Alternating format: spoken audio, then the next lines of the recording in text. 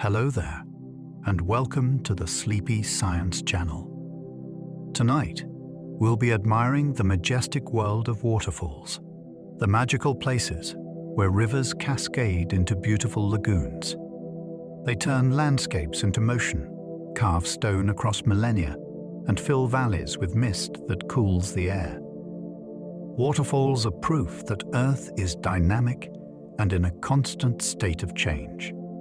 Cliffs retreat, gorges deepen, and whole ecosystems arrange themselves around these iconic landscapes. Some falls roar all year.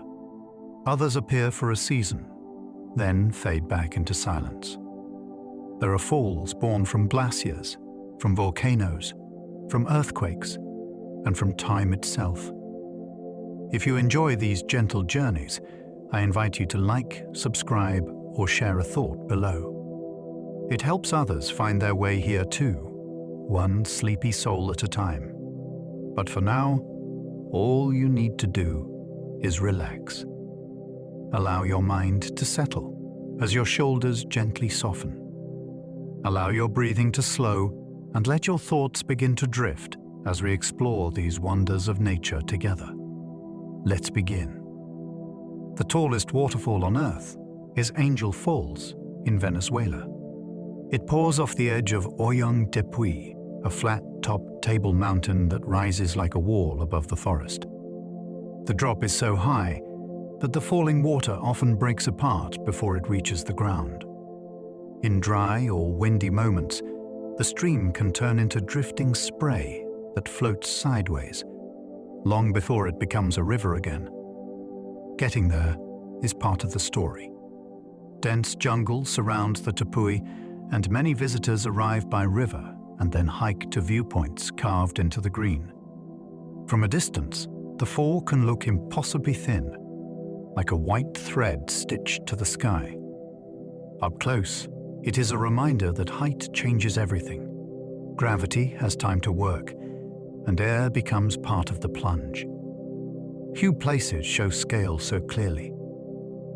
Waterfalls are rivers taking a sudden shortcut through gravity.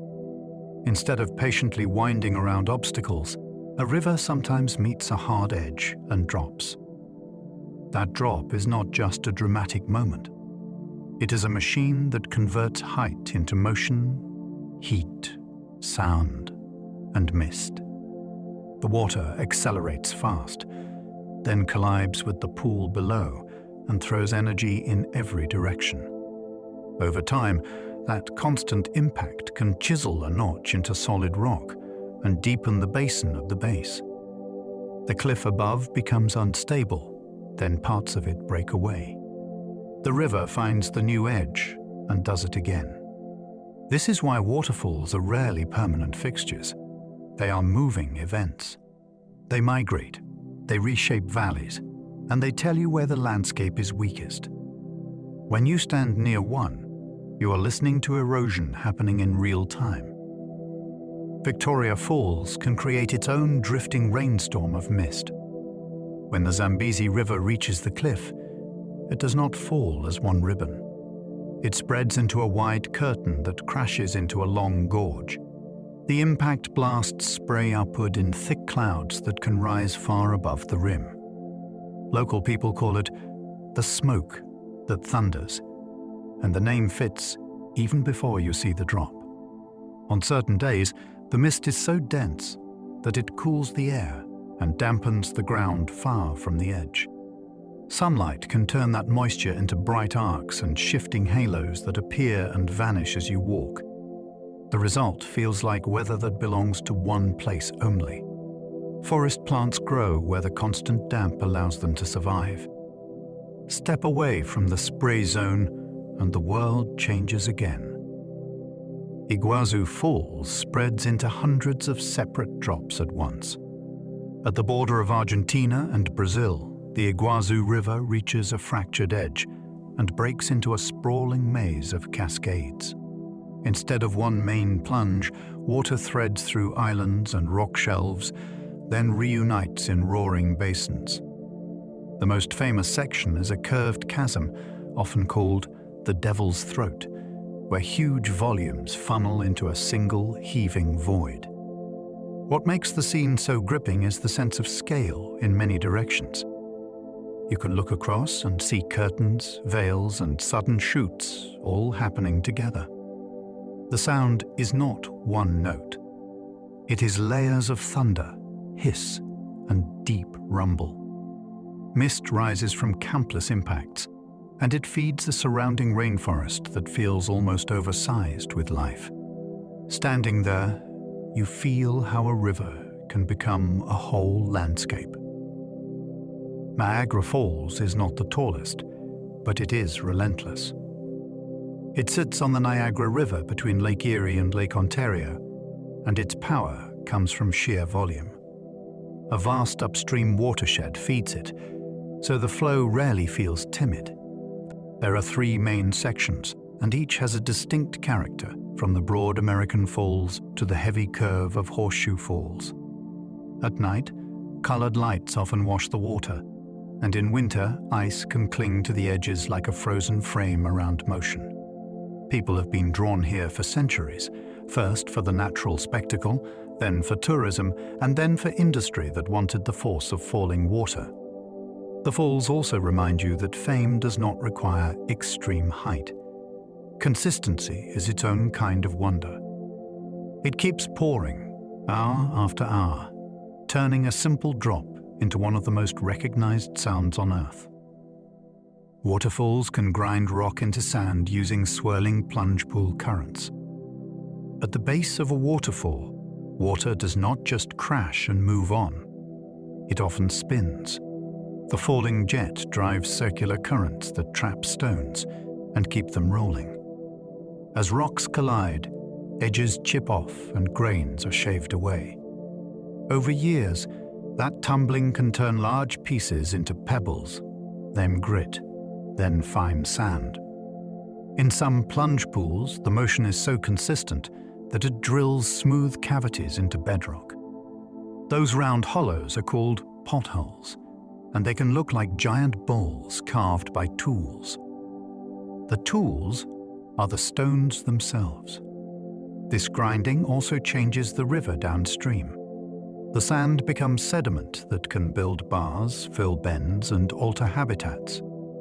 So the waterfall is not only carving backwards into a cliff, it is manufacturing new material and sending it away. Each grain began as solid rock, then got milled by motion and patience. The mist from waterfalls can carry nutrients into nearby forests. A big waterfall throws more than water into the air. It launches a cloud of tiny droplets, and those droplets can pick up dissolved minerals from the river and fine particles from the splash zone. When that mist settles on leaves and soil, it becomes a steady delivery system.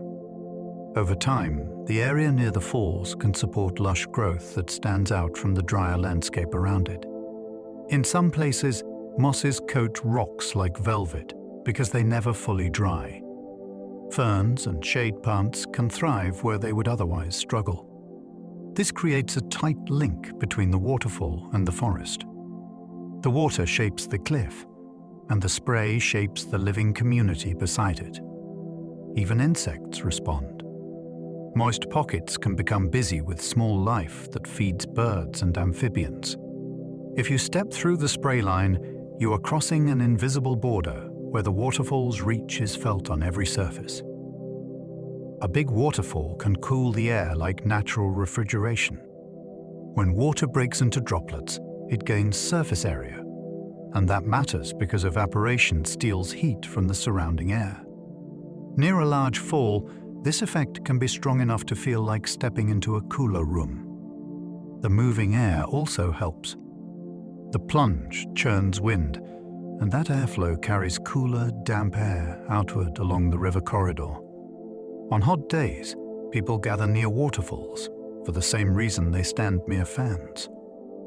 The difference is that the source is pure physics, not machinery. This cooling can influence the local environment in subtle ways. Temperature-sensitive plants may survive closer to the falls than they can elsewhere nearby. Even the feel of sound can change in cooler, denser air. The waterfall becomes a small climate engine, powered only by height and flow. It is one more way a drop in elevation can ripple into the experience of a place. Some waterfalls roar because air is trapped and crushed in water. A waterfall is not just water moving. It is water grabbing air and pulling it down.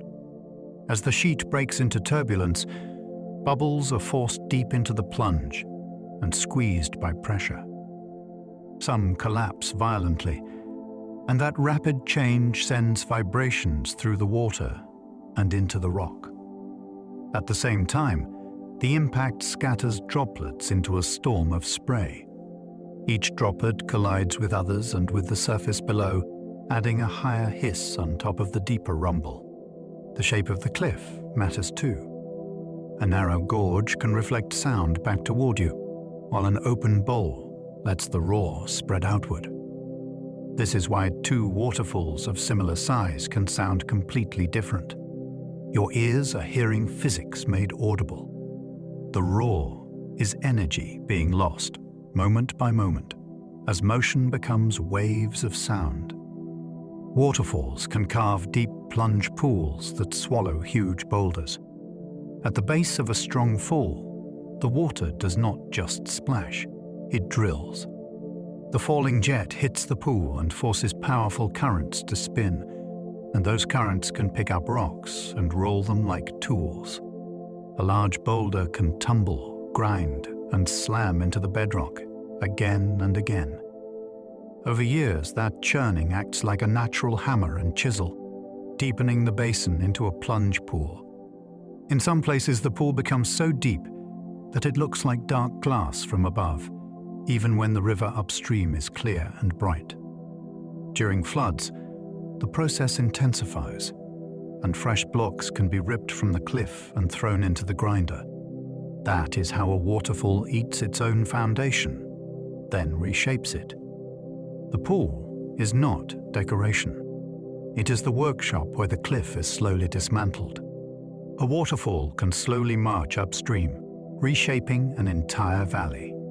This happens through headward erosion, which is a simple idea with huge consequences. The falling water undercuts the rock at the base, then the unsupported lip collapses. Once that edge breaks away, the drop shifts a little farther upstream. Over long spans of time, the waterfall retreats like a moving bite taken out of the land.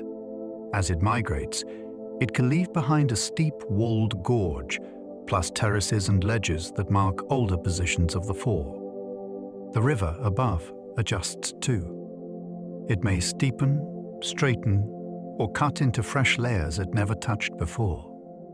Even side streams can change as the main valley deepens beside them.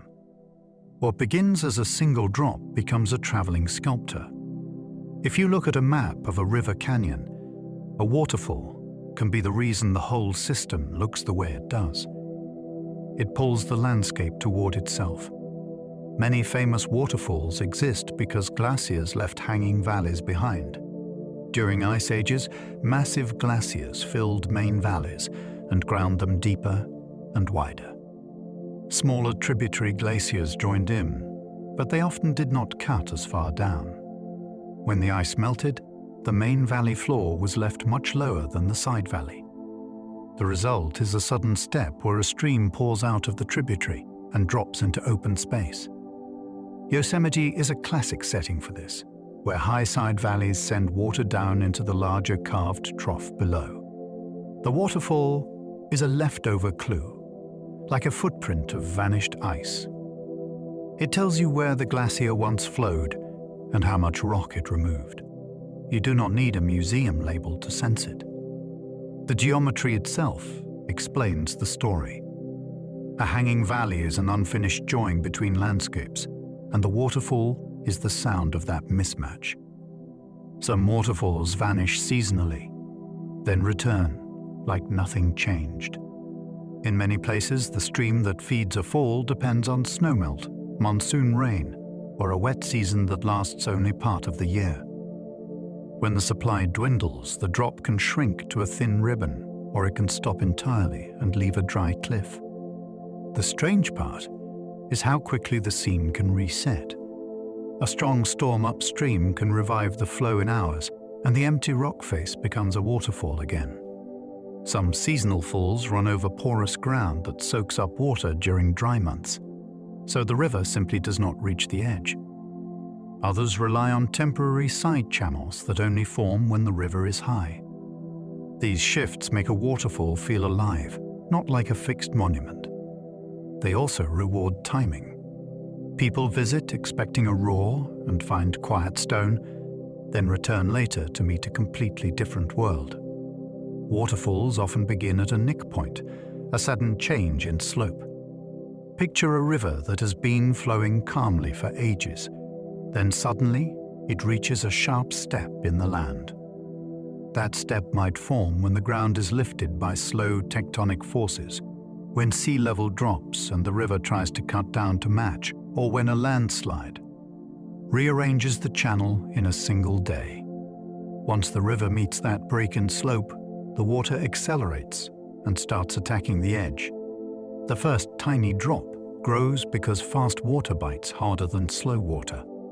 The lip gets undercut, the drop steepens, and a small ledge becomes a true waterfall. A nick point can travel upstream, like a message moving through the landscape. Follow it, and you are tracking change. What looks like scenery is often a moving frontier. Hard rock over soft rock is a recipe for waterfalls. When a river crosses a stack of different rocks, it behaves like a careful tester of strength.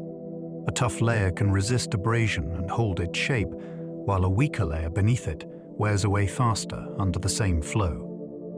Over time, the river cuts a notch into the softer rock and leaves the harder layer sticking out like a shelf. Water spills off that shelf, and the drop becomes more defined as the underlayer continues to retreat. This is why waterfalls often sit at the boundary between rock types. You are seeing a strength contest frozen into a cliff edge. It also explains why some falls have clean lips and sharp edges, while others crumble into messy cascades. The rock is deciding the choreography. In places with basalt over softer sediments, the contrast can be dramatic enough to build a tall, stubborn ledge that lasts for centuries. When soft rock erodes, the cliff edge becomes an overhang. At first, the waterfall looks stable, like it has always been there. Then, the hidden work begins. The falling water attacks the base, and the weaker rock behind the curtain starts to hollow out. Bit by bit, the cliff face retreats underneath the stronger cap. The edge above keeps projecting outward, which creates a growing overhang. From the top, the river still seems to flow normally, but the support is being stolen from beneath it. This is the quiet tension you can feel when you stand near a fall and look at the lip. The cliff is no longer a simple wall. It is a loaded spring. Cracks widen, blocks loosen, and sometimes you can see fresh scars where pieces have already fallen away. The overhang is a promise that the scene will change. Overhangs eventually collapse, and the waterfall jumps upstream again. There is a moment when the rock can no longer pretend it is solid. The undercut space grows, the cap rock fractures, and gravity claims the overhang in a sudden fall of its own. What drops is not just stone. It is the old position of the waterfall, removed in one violent step. The river instantly finds the new edge behind the collapse, and the plunge relocates upstream. This is how waterfalls migrate, not by sliding smoothly, but by repeating a cycle of carving and breaking. The collapse can leave a fresh cliff face that looks raw and bright compared to older weathered rock. It can also pile rubble into the plunge pool, changing the sound and the spray pattern for a while. If you visit the same waterfall across decades, you may be watching a slow march made of sudden leaps. The retreat of a waterfall can expose brand new rock layers. As a waterfall moves upstream, it peels the landscape open, like pages turning. Layers that were once hidden behind a cliff face become visible, and each layer carries clues about a different chapter of Earth's past. In some places, you can see ancient river gravels pressed into stone, or dark bands laid down in long vanished seas. In others, the rock records volcanic eruptions, each flow stacked on the next like cooled waves. When the waterfall cuts back, those layers are revealed in fresh cross-section, and the story becomes readable even to an untrained eye. Colors shift from one band to the next, textures change, and you can sometimes spot lines where erosion prefers to bite. This is why waterfalls attract geologists. They are natural road cuts, but louder and more dramatic. Every retreat redraws the boundary between what is buried and what is seen. Some waterfalls cut narrow gorges that look impossible from above. From a viewpoint, the river may seem harmless, just a ribbon threading through trees. Then you step closer and the ground falls away into a slot of stone. Waterfalls can carve these gorges because the drop focuses energy into a small area, and the river below becomes steep and fast. As the waterfall retreats, it leaves a trench behind it, sometimes with walls so close that sunlight reaches the bottom only in brief slices. These gorges can feel like secret corridors, shaped by a single moving edge. In places like Watkins Glen in New York, small falls have carved winding passages that look hand-built. The illusion comes from patience. Water does not need brute strength all at once. It needs time, repeat motion, and a weak point to exploit. The gorge is the footprint of that persistence. It proves that a river can cut downward as neatly as if it had a plan. Waterfalls can keep small spray zones green during drought. When rainfall disappears for weeks, many landscapes turn dusty and stressed. Near some waterfalls, a different story continues. Constant spray can dampen soil, coat leaves, and slow down water loss from plants. This creates a small refuge where life holds on while the wider area struggles. The contrast can be striking. Step a short distance away and you may find dry grasses and brittle ground. Step back toward the mist and the air feels wetter, and the vegetation looks refreshed. These pockets can protect seedlings that would otherwise fail, and they can shelter insects that become food for birds and small mammals. In dry regions, such micro-refuges matter. They preserve diversity until wetter seasons return. They also show how a waterfall is not only a feature you look at, it is a living influence with a measurable footprint. The green zone marks the reach of falling water in a year that forgot to rain. Waterfall spray creates tiny rainbows when sun angles align. A rainbow here is not painted on the sky. It is built in the air right in front of you, from millions of droplets drifting through sunlight. Each droplet bends the light, reflects it inside, then sends it back out in a slightly different direction. When you stand in the right place, the colors snap into view like a secret, but only works from one angle. Step to the left, and it fades. Step to the right, and it returns. Near a powerful fall, you can sometimes see multiple arcs at once, including faint extra bands that appear when light bounces more than once inside the drops. Photographers chase these moments, but you do not need a camera to feel the thrill. It is physics doing something that looks like magic. The waterfall supplies the droplets. The sun supplies the spotlight. You supply the perfect viewpoint. In winter, spray can build ice sculptures that change daily. When temperatures stay below freezing, the mist that would usually vanish into air begins to settle and freeze wherever it lands. A railing becomes thicker overnight. A rock ledge grows a white fringe.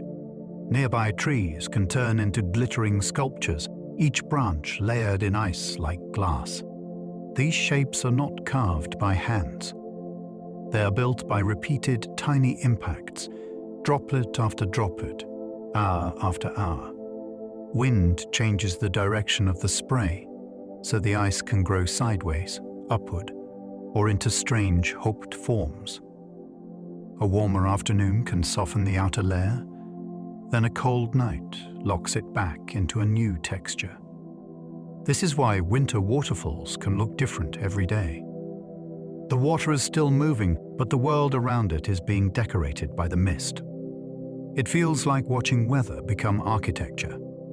Some waterfalls freeze into silent curtains while water still flows inside. From a distance, it can look like the waterfall has stopped, as if time has been turned off. Up close, you may notice a faint shimmer behind the ice and a muffled sound that hints at motion. The outer layer freezes first because spray and thin sheets lose heat quickly. Once that shell forms, it can act like insulation. Liquid water can keep running behind it, protected from the cold air by the ice itself. Sometimes the flow finds narrow tunnels and emerges in sudden bursts, then vanishes again under the frozen surface. This creates a strange double world. The waterfall becomes both solid and moving at once. It is a reminder that freezing is not always a simple switch from wet to dry. It can be a layered process with hidden rivers inside ice walls, still obeying gravity in the dark. Waterfalls can generate waterfall winds as air rushes toward the drop. Stand near a large fall and you may feel air pulling past you, even on a calm day. Falling water drags surrounding air downward, like a moving conveyor that cannot help but grab what is nearby. That downward rush leaves a kind of empty space that nearby air tries to fill, so wind flows toward the plunge. At the same time, the impact at the base throws mist upward, which can create swirling patterns that change second by second. This is why spray can drift in surprising directions, and why the sound can seem to wrap around you. The wind is not random. It is driven by the waterfall's motion and shaped by cliffs, gorges, and riverbanks. In a narrow canyon, it can feel like a steady breath aimed straight at the drop. In a wide amphitheater, it can spin into eddies but make the air feel alive. The pounding at the base can shake the ground like a tremor. A heavy waterfall hits with repeated force, and that force has to go somewhere. Part of it becomes sound. Part of it becomes turbulence. Another part travels into the rock as vibrations. If you stand on firm ground close to a major plunge, you may feel a faint shudder under your feet, like distant thunder you can touch. In some places, sensitive instruments can record these signals as a continuous seismic hum. It is not an earthquake in the usual sense, but the effect is real. The waterfall is acting like a steady drumbeat, striking the same spot over and over, day and night. During high flow, the impacts grow stronger, and the vibration can change in character. This subtle shaking is a reminder that landscapes are not silent structures. They can carry motion through stone. The river is not only carving the valley, it is also making the ground feel alive. Waterfalls can be loud enough to mask speech at close range. The sound is not just volume. It is a wall of noise that fills the space between you and another person. Even if someone is only a few steps away, words can vanish because the roar covers the same range of sound that speech uses. Your brain tries to pick out syllables, but the waterfall keeps interrupting with bursts of broad, rushing noise. That can feel thrilling, but it can also feel strangely private. People sometimes find themselves speaking closer, using gestures, or simply giving up and listening. This masking effect changes how you experience the place. Conversation becomes less important. Attention shifts to vibration, rhythm, and the way the roar rises and falls with gusts of spray. It can even affect animals. Some birds choose nesting spots near loud water because predators may struggle to hear their calls. A waterfall does not only dominate the view, it dominates the soundscape too. The sound of falling water is a mix of many frequencies. What you hear as a single roar is really a layered orchestra. Deep rumbles can come from large volumes colliding and from resonant spaces in the rock and water below. Higher hisses often come from spray, foam, and countless tiny impacts as droplets strike surfaces. In between, there are shifting tones created by churning bubbles and changing turbulence. This is why a recording of a waterfall can sound rich and textured, rather than like a simple hiss. The exact mix depends on the shape of the lip, the height of the drop, and what the water hits at the bottom. A wide curtain can create a broad, steady roar. A narrow jet can add sharper, more piercing notes. Wind can push the spray, which changes what reaches your ears. If you listen carefully, you can hear patterns within the noise, like pulses and swells that reveal the waterfall's internal rhythm. The roar changes with flow, so the waterfall has moods. After heavy rain, the sound can become heavier and more aggressive, with a deeper bass note that seems to press against your chest. During low flow, the roar can thin out and reveal details. You might hear separate threads of water striking different ledges, or the clatter of small stones being pushed along. Seasonal changes can also alter the timing. Snowmelt might make the fall strongest during the day, then slightly softer at night. Dry spells can turn a once solid curtain into many separate ribbons, which changes both the look and the tone. Even within a single hour, gusts of wind can shape the spray and shift what sound reaches you. This variety makes waterfalls feel alive, not mechanical. They do not play the same note forever. They respond to weather, temperature, and the river upstream. When you revisit a waterfall, you are meeting a familiar place in a different state of mind. Waterfalls can oxygenate water, helping some fish survive. When water plunges and churns, it mixes with air and dissolves oxygen into the river. That extra oxygen can be crucial in warm weather, when water naturally holds less gas, and some stretches of river become stressful for aquatic life. Below a waterfall, you can sometimes find a zone where conditions improve, with cooler mixing and higher oxygen that supports fish and the insects they feed on. This does not mean every waterfall is a safe haven. It depends on the whole river system. Still, the basic effect is powerful. The fall acts like a natural aerator, like the bubbles in an aquarium but on a grand scale. It can also influence smell and clarity, because oxygen supports different chemical reactions in water. For creatures that breathe through gills, oxygen is not a luxury. It is the difference between thriving and merely enduring. A waterfall can quietly tip that balance in the river's favor. Too much plunge turbulence can also stress delicate aquatic life. The same churning that adds oxygen can become a hazard for animals that prefer calmer water. Violent turbulence can disorient small fish and larvae, and it can sweep them into areas where they struggle to feed or rest. Fine sediments can also be stirred up repeatedly near the base, which may make the water cloudy and interfere with species that hunt by sight. In extreme cases, strong hydraulic currents can trap objects and keep them circulating, which creates a dangerous zone for anything caught inside. This is why many river creatures choose edges, side pools, and sheltered pockets, rather than the most chaotic water. They take advantage of what the waterfall provides, but they avoid what it threatens. Nature often works through trade-offs like this. A waterfall can enrich a river in one way and challenge it in another. The living community that forms nearby is shaped by that balance, choosing niches that fit their strengths. Waterfalls can block fish migrations, shaping entire ecosystems upstream.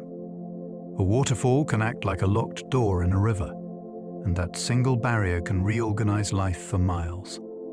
Fish that cannot jump or climb are stopped, so the upstream community becomes a different neighborhood with different rules. Predators that rely on migrating fish may be rarer above the drop, while smaller species can become more common because the food web shifts. Even nutrients can change. When fewer migrating animals reach the upper river, less energy arrives from downstream, so insects, plants, and fish must rely more on what the local pea watershed provides. Over many generations, isolation can also change behavior. Populations above a barrier may spawn at different times or feed in different places because they are not mixing with the lower river anymore. The waterfall becomes an invisible line on a map of biology, drawn by gravity and height.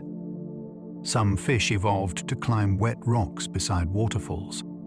In certain islands and mountain streams, a waterfall is not the end of the road. It is an obstacle course. Some gobies, for example, can use a mouth shaped like a suction cup to cling to slick stone. They inch upward in short bursts, gripping, releasing, and gripping again, while rushing water tries to peel them away. This climb is not a party trick. It lets them reach upstream habitats with fewer predators and cleaner flow. In Hawaii, several native goby species are known for this upstream journey, moving from the ocean into steep streams as they grow. The climb can happen at night or in shaded sections where the rock stays wet. It is a reminder that evolution does not only build bigger muscles or sharper teeth. Sometimes it builds better grip, better timing, and the stubborn ability to keep going when the river says no. Freshwater eels can wriggle up slick surfaces near falls. Eels look like they belong in water only, but their bodies can do surprising things in the thin film of moisture beside a waterfall. With strong, flexible muscles and a coating of mucus that helps prevent drying, some species can push forward across wet rock, through moss, and along cracks where water seeps. They do not leap like salmon. They creep, using their whole body like a living rope. This ability matters because many eels have long life cycles that include ocean travel and freshwater growth. To reach the best upstream feeding grounds, they sometimes must pass obstacles that would stop other fish. The route is not always the main torrent. It can be a narrow side trickle, a damp wall, or a shaded slope where droplets keep the skin from drying out. The climb is quiet, but it is epic. In some rivers, salmon rest in calmer pools below falls. A waterfall can be a wall for a migrating salmon, but it can also be a staging area. Before a jump, salmon often hold in deeper, slower pools where they can recover from the effort of fighting current. These pools let them gather strength, regulate body temperature, and wait for the right moment. Timing matters because water level changes the odds. After rain, the lip may be easier to clear, while during low flow, the jump can become risky or impossible. You can sometimes watch a pattern. Fish hover, drift back, then surge forward, testing the current like athletes studying a course. Predators may patrol too, which adds urgency. What looks like a simple leap is actually a decision made under pressure, using energy that must last for the entire migration. The pool below the fall becomes a waiting room filled with tension and determination. Waterfalls can create natural boundaries that promote unique species. When a barrier divides a river, it can split a population into two groups that rarely meet. Over long stretches of time, that separation can lead to unusual results. The upstream group may adapt to colder water, faster flow, or different prey, while the downstream group faces a different set of challenges. Eventually, the two groups can become distinct enough that scientists recognize them as separate species or subspecies. This happens most often in places with many steep streams, like tropical mountains and oceanic islands, where barriers are common and habitats change quickly. With elevation, a waterfall can also protect what is above it. Invasive species that spread upstream may be stopped, which gives native animals a refuge. The boundary is not drawn by fences or laws. It is drawn by height, slick rock, and the simple difficulty of moving against a falling river. Isolated pools near falls can become miniature evolutionary laboratories. Near some waterfalls, you find pools that are cut off for long periods, like natural aquariums tucked into stone. A flood might connect them for a day, then the link disappears and the pool becomes its own small world again. In that isolation, chance matters more. A few survivors can become the founders of a new population, carrying only a slice of the original genetic variety. Over generations, the pool can favor traits that fit its exact conditions, like tolerance for colder water, darker light, or limited food. The result can be striking. You might find fish with different colors, different sizes, or different behaviors compared with the main river. Scientists love these settings because the boundaries are clear and the timeline can be traced through geology and flow. The pool is small, but the story it tells is enormous. It shows how landscapes can steal life without anyone noticing. Mosses and ferns often thrive where constant spray keeps them wet. Step close to a waterfall and you enter a zone where moisture arrives not only from rain, but from the air itself. Mosses can take advantage because they do not need deep roots to drink. They can absorb water directly across their surfaces, so a steady mist is like a continuous supply line. Ferns join them, especially in shaded crevices where sunlight is softer and drying winds are blocked. Over time, these plants can form living carpets on rock, turning bare stone into a soft green skin. That vegetation changes the micro-world again. It traps dust, holds tiny pockets of soil, and creates shelter for insects and small amphibians. In places like cloud forests, waterfall spray can make these communities even denser, with leaves that stay glossy and hydrated. The waterfall is not only cutting rock, it is also building habitat, one wet breath at a time. Waterfall cliffs can shelter rare plants from heat and grazing. A cliff near a waterfall can be a harsh place to stand, but it can be a safe place to live. The rock face is often steep enough that large grazing animals cannot reach it, so plants that would be eaten elsewhere can survive. The nearby water can also moderate temperature. Spray and shade reduce heat stress during the hottest parts of the day, and cool air tends to settle in the gorge. Some plants take advantage of this refuge, clinging to cracks where a thin line of moisture seeps.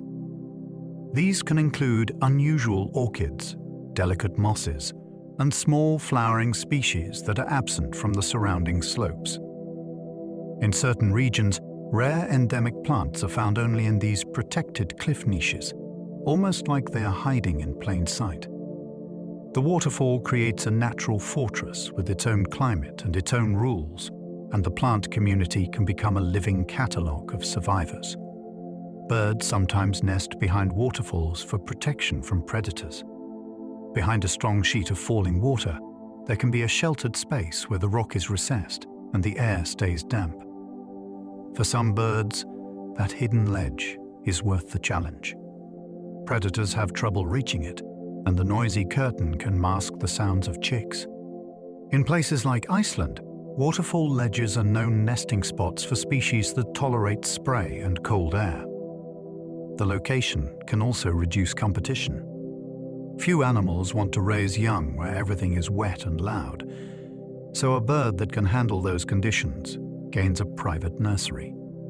Building a nest there requires careful choices. Materials must hold together when soaked, and parents must land with precision on slick rock. The reward is a protected pocket in a dramatic place. When you notice a bird slipping through the falling water, it feels like spotting a secret passage. The waterfall becomes both barrier and shelter, depending on who you are.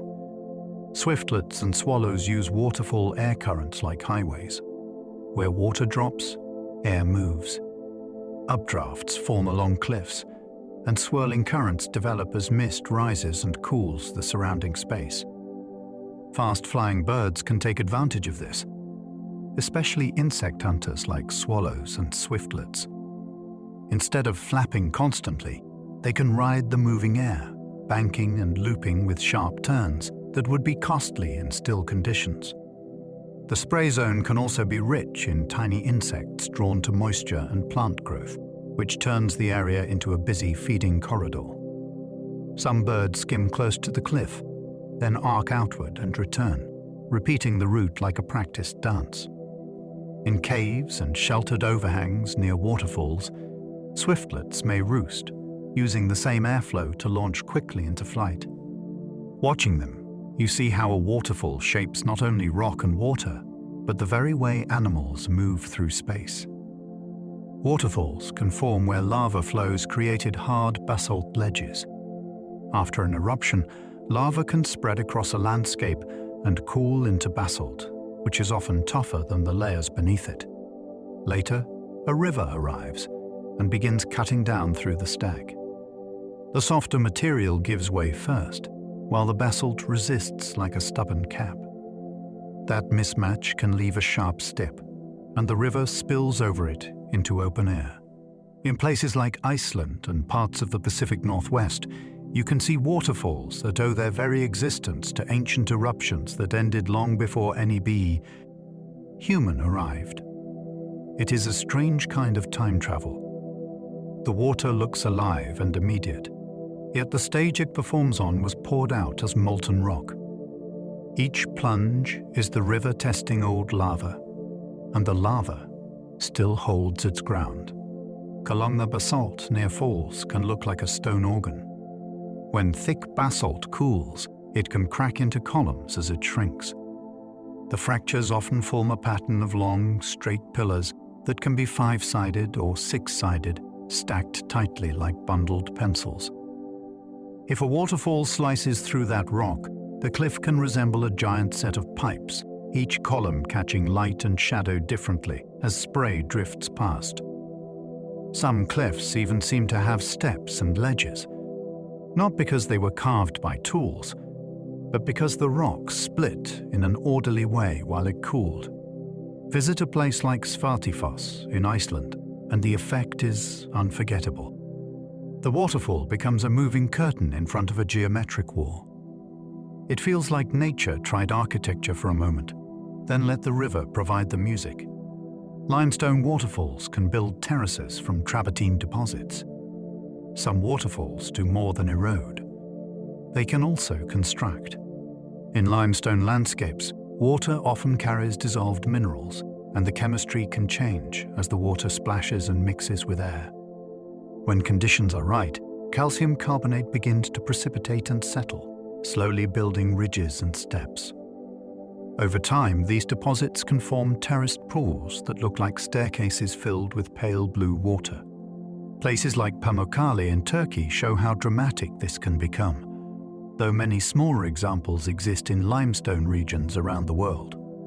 The terraces create many tiny drops instead of one big plunge, and each lip becomes a new place for minerals to accumulate. It is a rare twist in the waterfall story.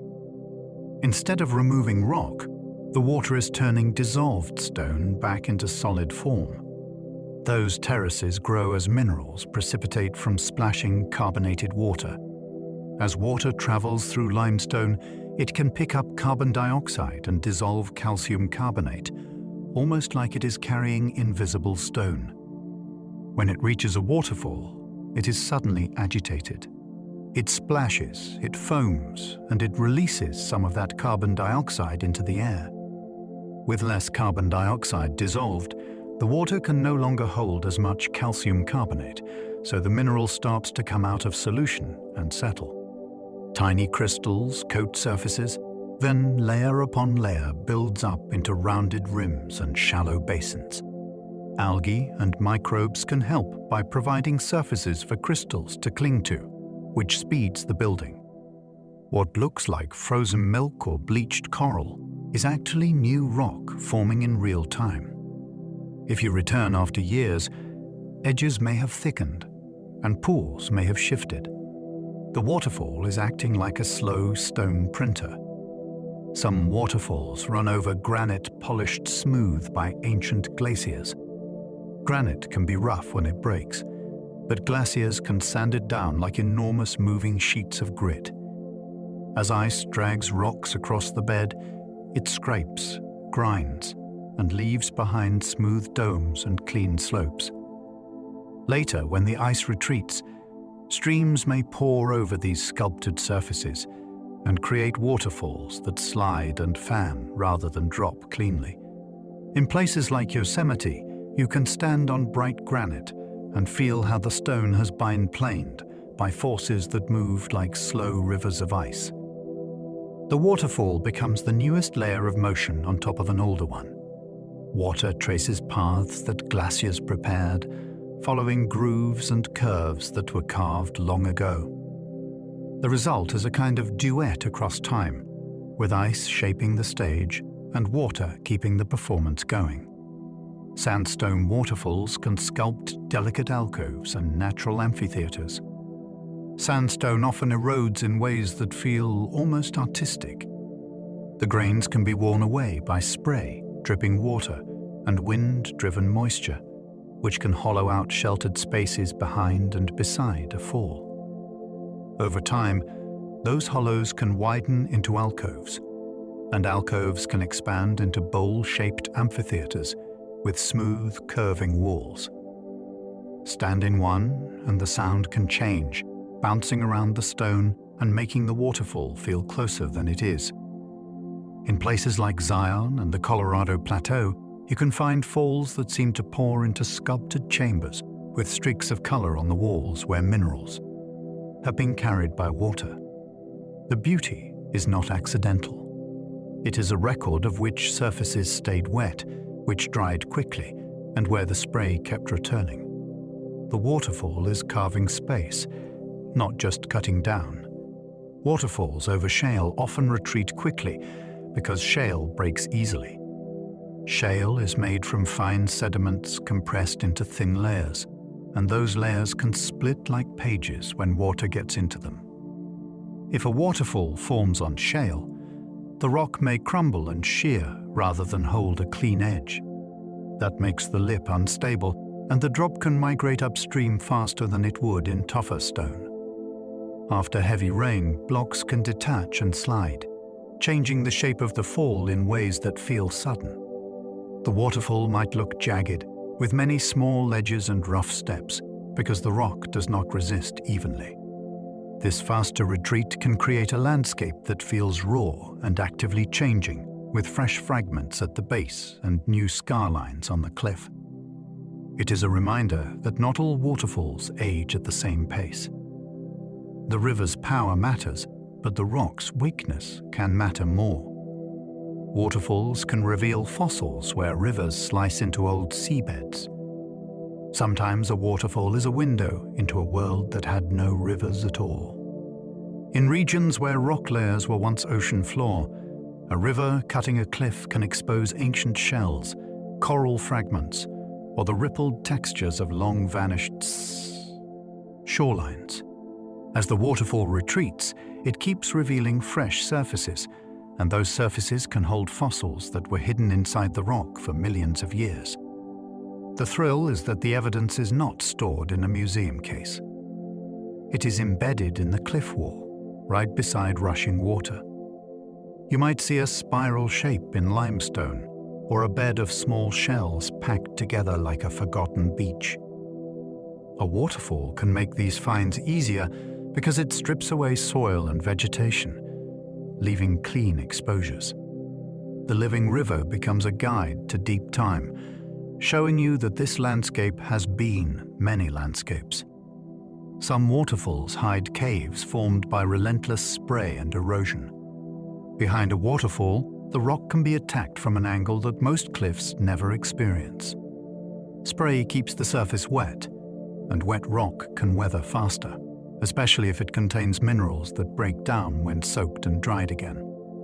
At the same time, the falling water can undercut the base, creating space behind the curtain. Over years, a shallow recess can deepen into a walkable cave, and the waterfall becomes a doorway of moving water. People love these places because they feel impossible, like standing inside the scene instead of watching it.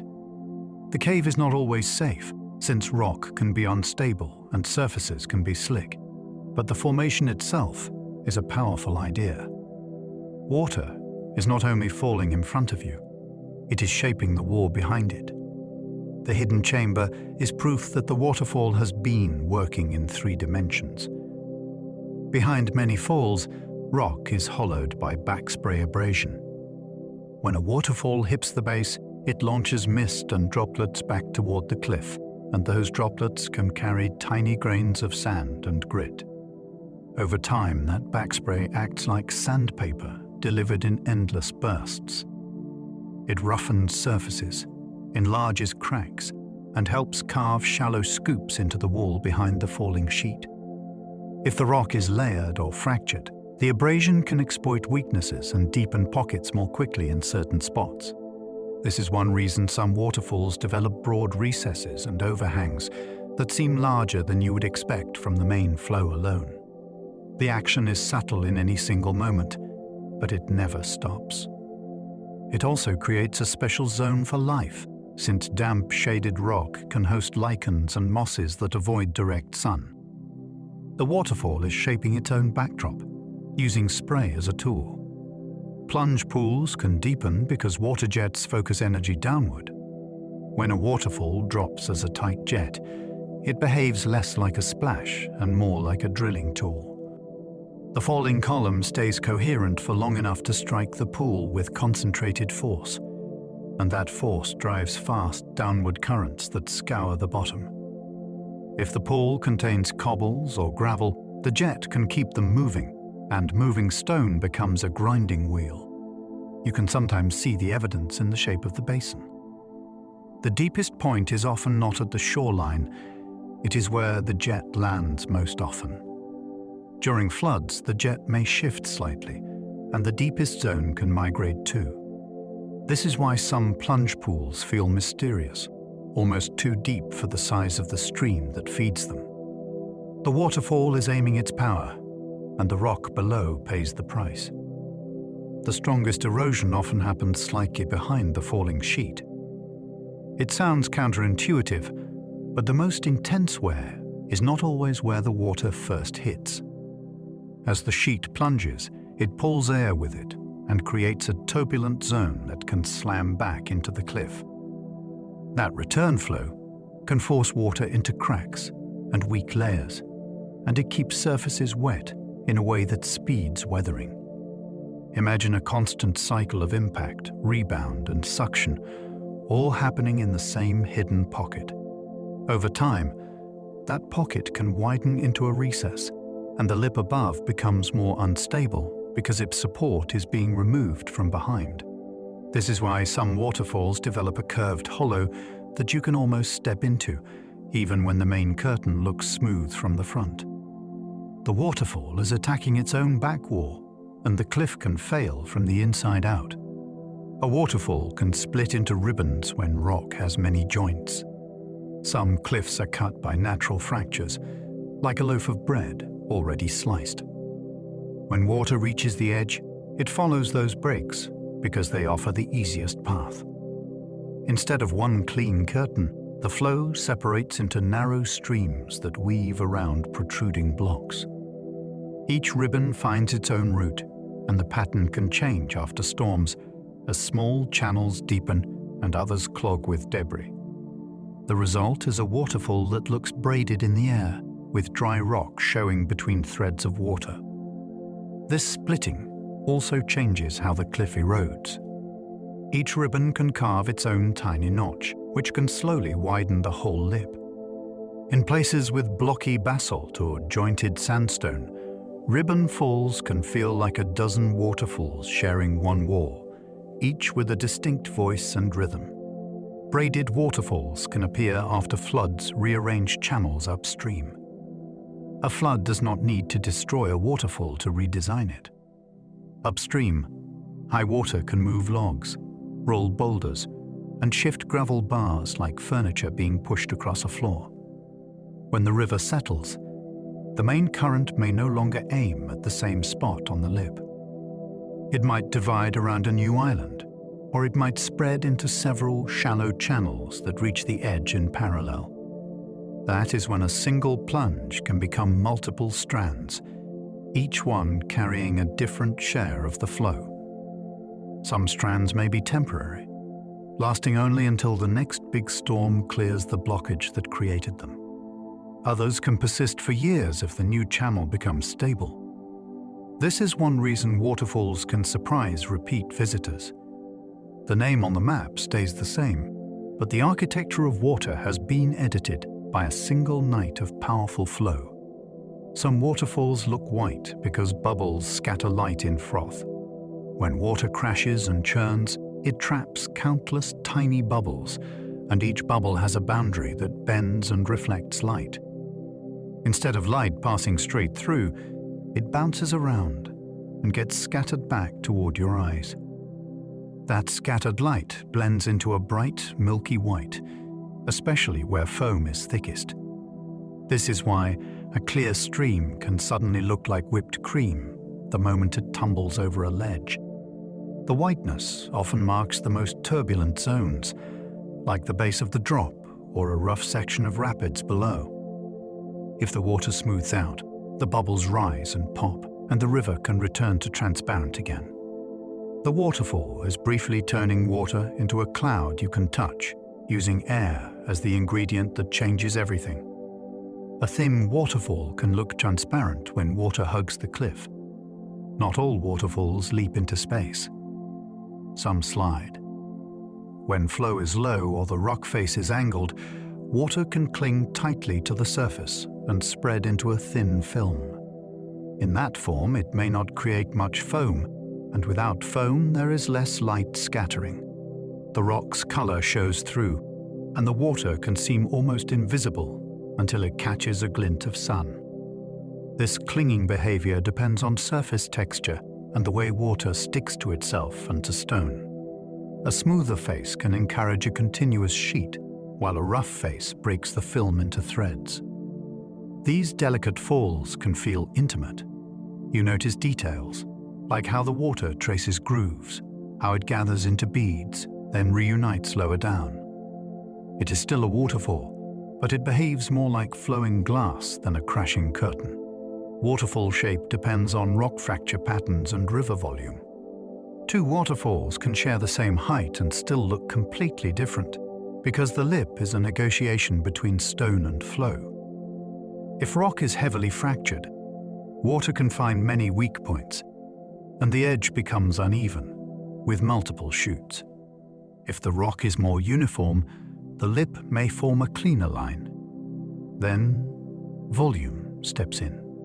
A high-volume river can overwhelm small irregularities and create a broad curtain, while a smaller stream may pick one channel and deepen it into a narrow drop. Seasonal shifts can reveal this tug-of-war. In wet months, a fall may widen and smooth out.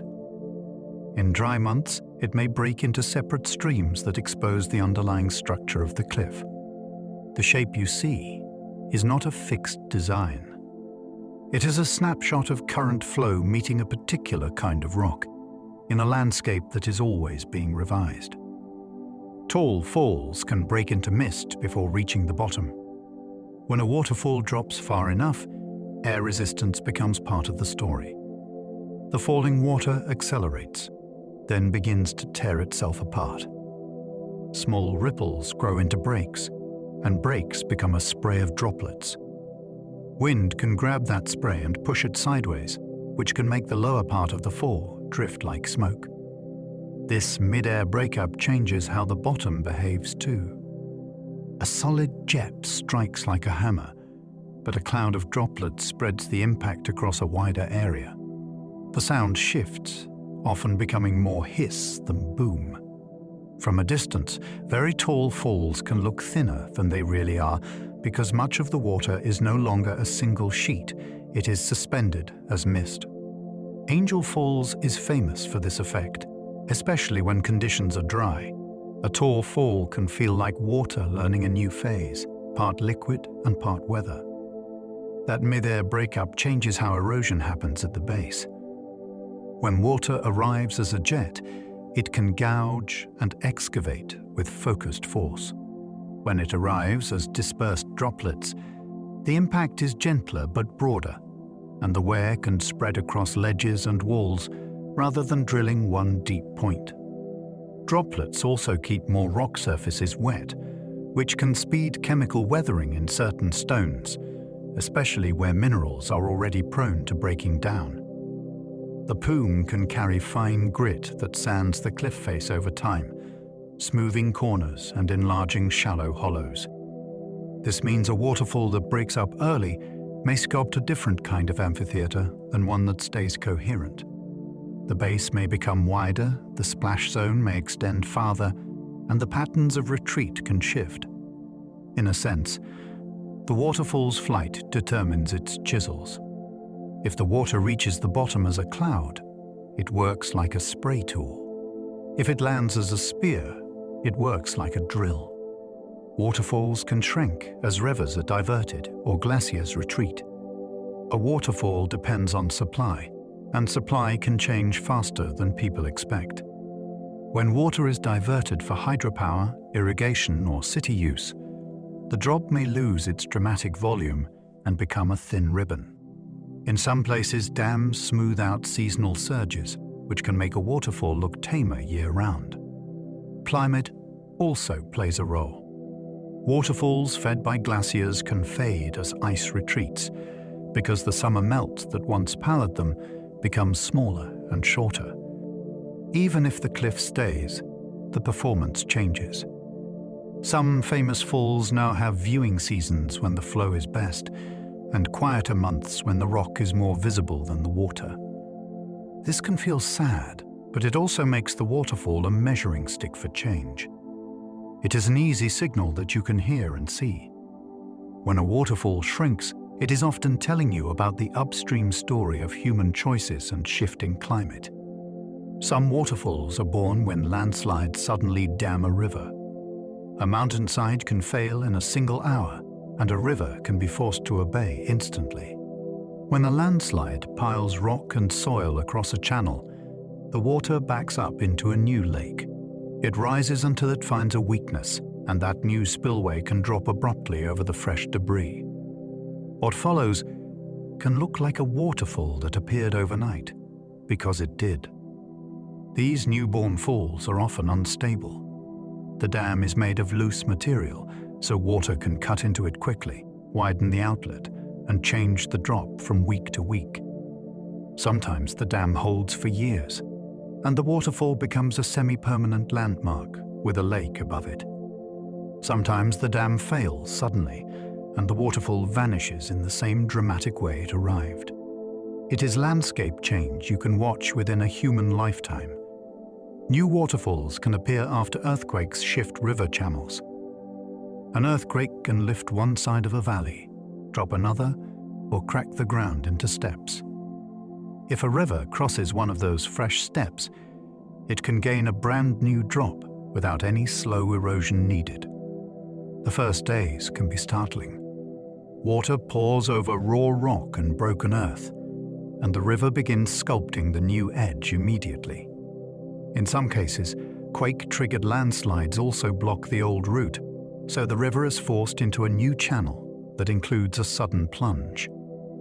Geologists sometimes return to a familiar site and find a waterfall where none existed before, then study it as a natural experiment. The river will respond fast, cutting into weak zones and stabilizing its course. A new waterfall is a visible reminder that the ground under a river is not fixed. It can be rearranged in moments, and water will adapt the same day. Waterfalls can disappear when sediment fills the plunge pool. A plunge pool can act like a bowl that is constantly being stirred, but it can still be overwhelmed by incoming sediment. After storms, landslides, or volcanic ash falls, a river may carry so much sand and gravel that the basin begins to fill faster than it can be scoured. As the pool shallows, the waterfall loses its dramatic drop. The impact becomes more like a fast slide, and the roar can soften because the water no longer strikes deep water. If enough material piles up, the river can build a ramp right up to the lip, and the waterfall becomes rapids or a small cascade instead. This can happen surprisingly quickly, especially in steep landscapes that shed debris easily. It is a good reminder that waterfalls need both a cliff and a way to clear their own landing zone. When the landing zone fills, the waterfall can be smothered. Volcanic eruptions can reroute rivers and create sudden new drops. Volcanoes rewrite drainage like a giant hand moving pieces on a board. Lava can pour into a valley and block a river, forcing water to find a new path around the flow. Ash and debris can raise the land surface, which changes slopes and sends streams into unfamiliar directions. When a river is redirected onto a fresh lava edge or over a new cliff, a waterfall can form almost immediately. The rock may still be young and fractured, so the new drop can evolve fast as water exploits cracks. In some places, the new waterfall becomes a lasting feature because basalt can be tough and it holds a sharp lip for a long time. In other places, loose volcanic debris is quickly carved, and the waterfall shifts position as channels stabilize. Either way, the spectacle is a meeting of two forces that rarely share the same stage. Fire builds the obstacle. Water chooses the exit. In limestone landscapes, streams can vanish underground before reaching a fall. In landscapes made of soluble limestone, water does not always stay on the surface. It can seep into cracks, widen them, and eventually create hidden tunnels large enough to swallow a stream. A channel that looks healthy upstream may thin out as it approaches a cliff, then vanish into a sinkhole or a fractured bed. To someone waiting for a waterfall, it can feel like a trick. The river seems to be walking off the edge, then it simply disappears. Down below, the water may re-emerge as a spring, sometimes far from where it went underground. This underground travel can create strange timing. A spring may surge hours after rain, even if the surface stream looks quiet. Limestone systems also change over time as passages collapse or open, so the route of the water can shift across years. The waterfall you expect may be replaced by silence, and the action continues out of sight. Some disappearing waterfalls seep into porous rock mid-plunge. Not every waterfall reaches the bottom in the way your eyes expect.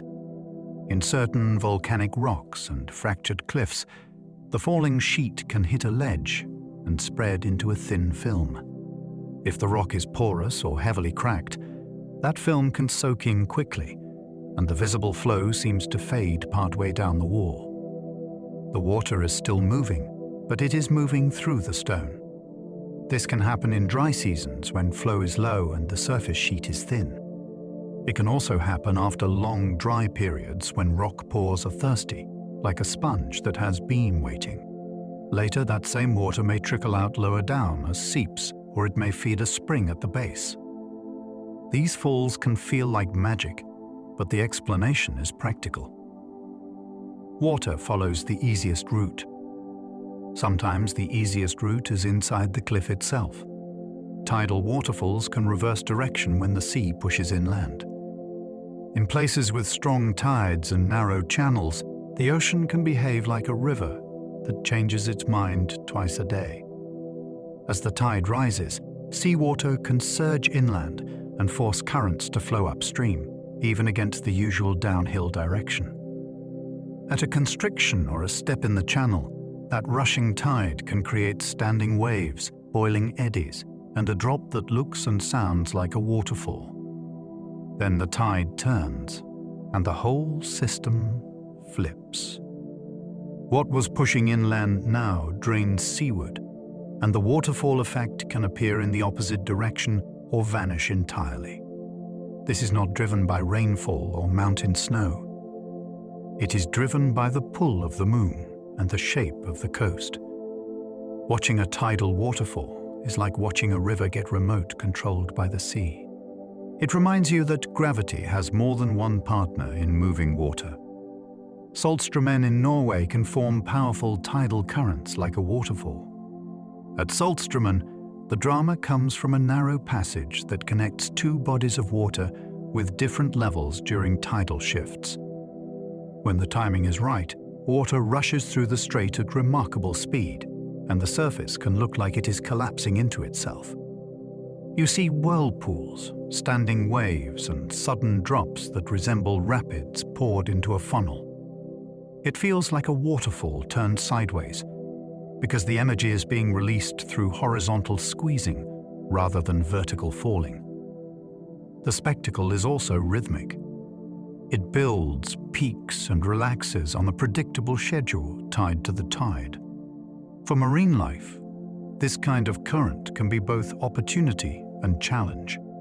Nutrients and small organisms get mixed and moved, which can attract fish, and that can attract larger hunters. For a visitor, the most surprising part is the source. There is no cliff. The drop is created by geography, tide, and sheer volume trying to fit through a tight space. The world's biggest waterfall system by volume is often called Inga. Some waterfalls impress by height, but Inga is famous for how much water it forces through a dramatic descent.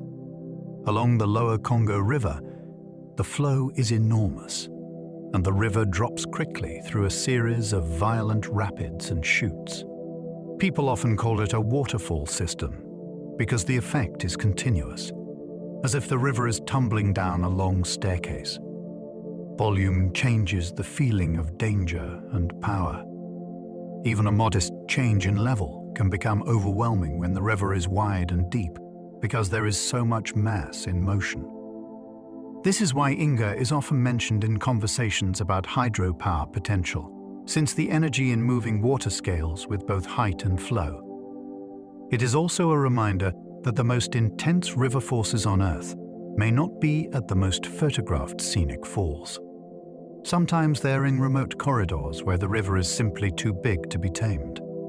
The Congo River's Inga Rapids drop huge water through a gorge. Here, the river is funneled into a tighter space, and that squeezing turns steady flow into violent speed. The gorge forces the water to accelerate, and the surface can become a chaotic landscape of surging waves and rotating boils. Instead of one clear plunge, you get a relentless sequence of drops, standing waves, and rapids that act like a continuous descent. The sound is not a single roar. It is many overlapping crashes that never fully settle. The power also affects the shape of the channel itself. Hard rock walls can be scoured, and boulders can be rolled or wedged into new positions, which further reshapes the rapids. For people, these waters are a boundary as much as a spectacle. They have long influenced travel and settlement because crossing is difficult and dangerous. Inga shows how a river can become an entire terrain, not just a line on a map. Waterfalls can form at the edge of river deltas as channels shift. A delta looks flat and peaceful, but it is constantly rearranging itself. Rivers drop sediment as they slow down, and that sediment builds shallow ridges that steer water into new channels. When one channel suddenly captures more flow, it can cut down faster than its neighbors. The result is a small step, then a drop, and sometimes a brand new waterfall, where you would never expect one. These delta falls can be short, but they are busy. They appear, migrate, and disappear as the river builds one bank while eroding another. After a major flood, the river may abandon a channel entirely, leaving yesterday's waterfall high and dry. In places where deltas meet a tidal coast, the water level can change the look of the drop from hour to hour. It is a reminder that waterfalls are not only mountain phenomena. They can be born in lowlands too, simply because a river cannot stop redesigning its own exit. Some desert waterfalls flow only after rare storms recharge the land. In deserts, a waterfall can be a rumor for most of the year. The cliffs are there, the channels are carved, but the water is missing. Then a rare storm arrives when the ground cannot absorb the sudden downpour fast enough. Dry washes turn into racing streams, and water rushes toward canyon edges that have been waiting. For a short time, a waterfall pours through air that is usually dusty and hot. The contrast can feel unreal. Dark rock becomes glossy, and the canyon echoes with a sound it has not heard in months. These events can also be dangerous because the same surge that creates the waterfall can produce flash floods downstream. Yet they are deeply revealing. They show how a desert still has a river system, even when it is invisible. The landscape remembers water in its shapes, and when the sky finally delivers, the waterfall appears like a curtain being pulled back on a hidden stage. Monsoon waterfalls can surge from trickles to torrents in minutes. Monsoon landscapes can feel calm right up until they are not. Rain hits hard, and it can fall across a whole watershed at once. Small streams that were barely moving can suddenly receive water from every slope and gully upstream. A waterfall that looked delicate can swell into a loud, muscular flow before you have time to adjust your eyes. The speed of the change is part of the wonder. You can watch new side streams appear on cliff faces, each one joining the main drop like an expanding chorus. The water also carries energy and debris, so the color can change and the sound can deepen as the flow thickens. When the rain eases, the waterfall may shrink again almost as quickly, leaving wet rock and fresh scents behind. Monsoon waterfalls teach you that a river is not only a place. It is an event that can switch on fast, then fade when the sky moves on. Waterfalls can transport logs, and that wood can batter rock. During high flow, a river can pick up whole trees and send them downstream like drifting battering rams. When those logs reach a waterfall, they may tumble over the lip, jam against the base, or get pinned in swirling currents. Each impact can strike rock with surprising force, especially when the log is waterlogged and heavy. This can chip edges, scrape surfaces, and pry loose blocks that were already cracked. Wood can also change the water's path. A jam at the lip can force flow into a new chute, and that new chute can begin carving its own notch. Down below, trapped logs can act like levers, rocking back and forth with currents and grinding against the pool walls. These seams are brief compared with geology, but they matter. They show how living forests and rivers collaborate in shaping cliffs. A tree that fell in a storm can become a tool in the waterfall's workshop, and the rock remembers the blows. A single flood can rewrite the shape of a waterfall overnight. Most of the time, change is slow enough that you cannot see it. Floods are different. When a watershed releases an exceptional surge, the waterfall is forced to handle more water than usual, and the extra force can exploit every weakness at once. A block at the lip can break away, and the edge can become straighter or more jagged by morning. Sediment can be stripped from the base, exposing bedrock that was buried, or it can be piled into new bars that redirect flow into fresh channels.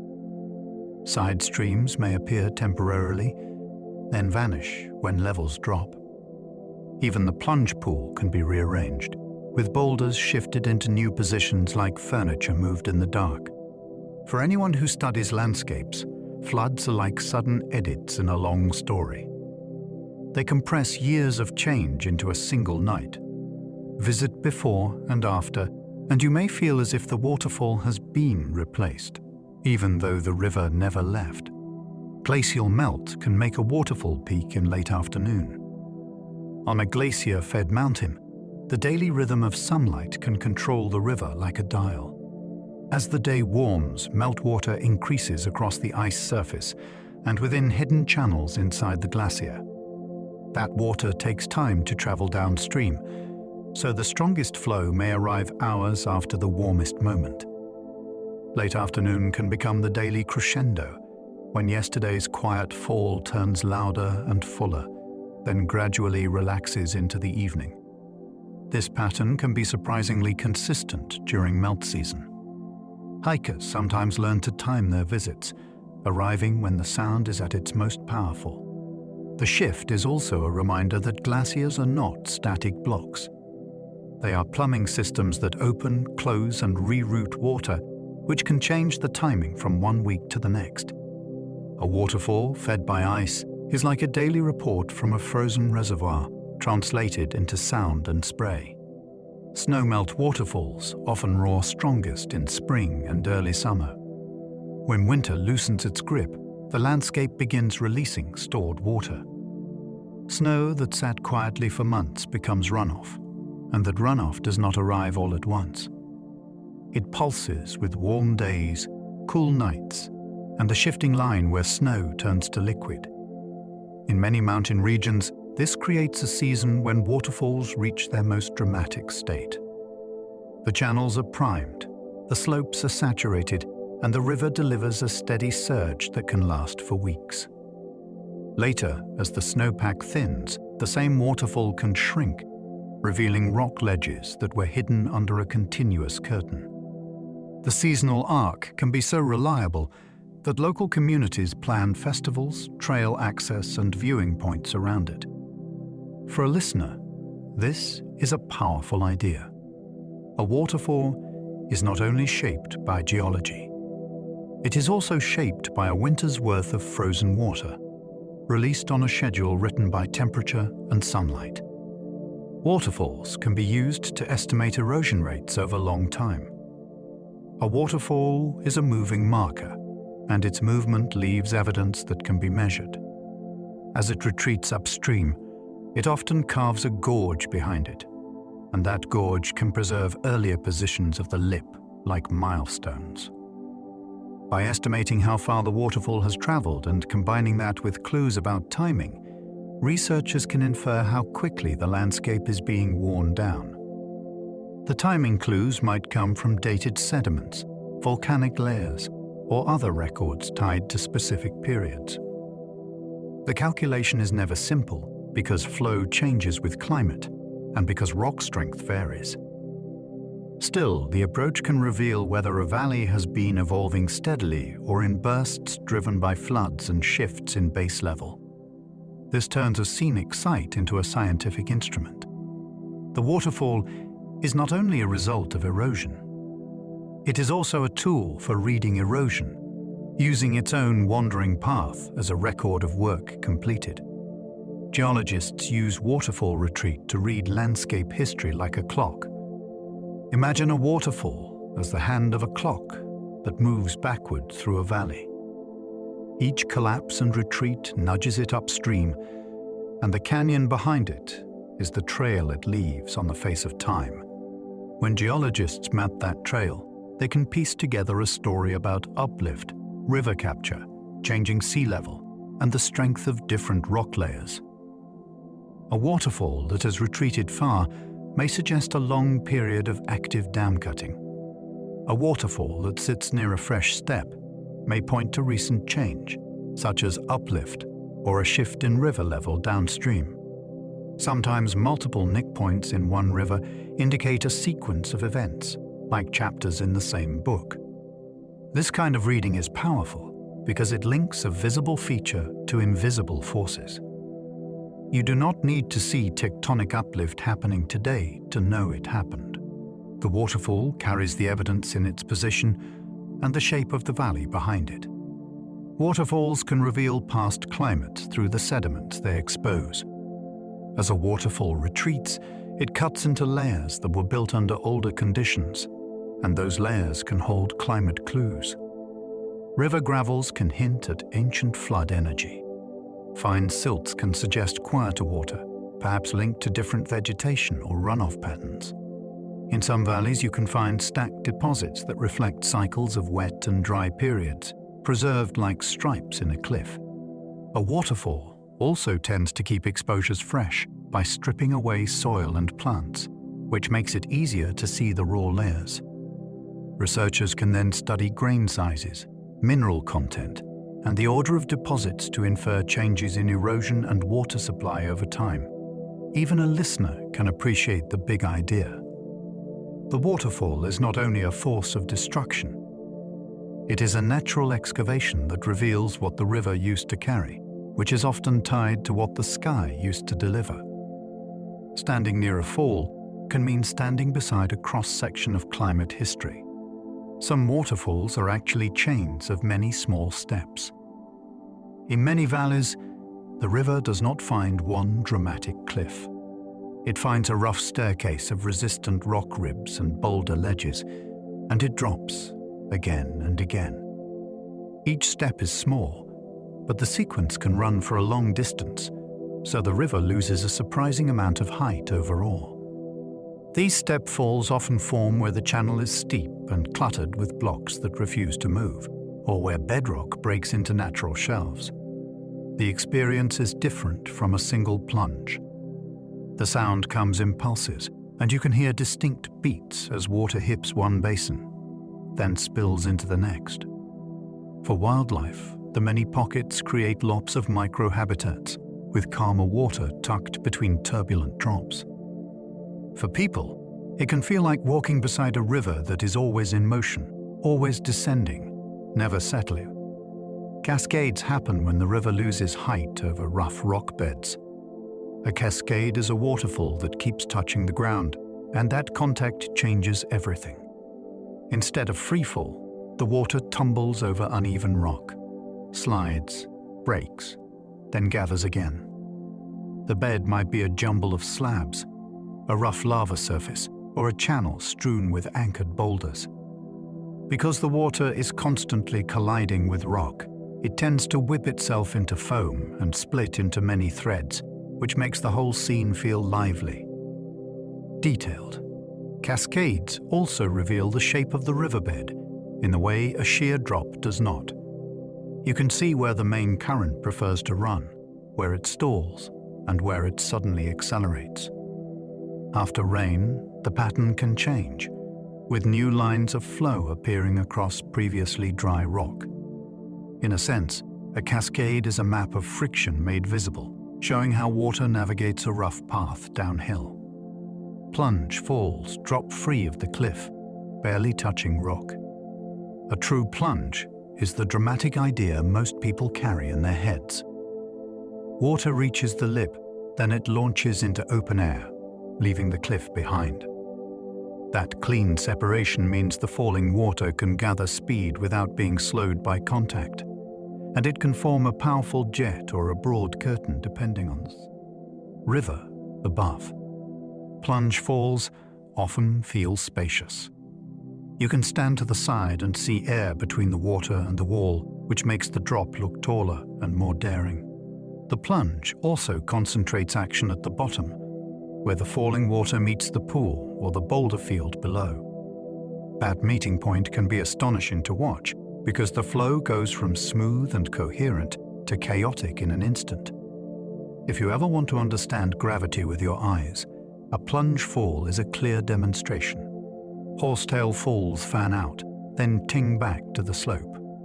This type begins like a normal drop, then it changes its mind mid-descent. The water spreads into a wide, thin sheet, and instead of staying in open air, it drifts back toward the rock and slides down the face. The effect can look like fabric laid over stone, especially when the flow is moderate and the sheet stays smooth.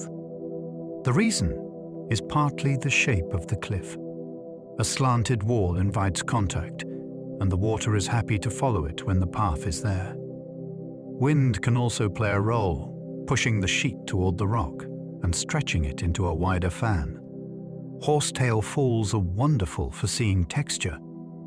You notice ripples, waves, and shifting patterns in the sheet, like a living surface.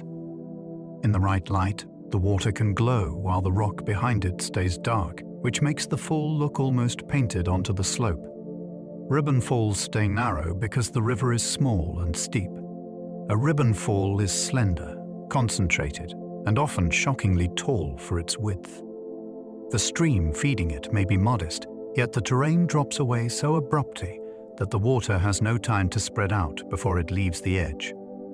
The result is a thin line that can appear delicate from far away, even though it may be moving fast. This narrow shape also makes ribbon falls sensitive to season.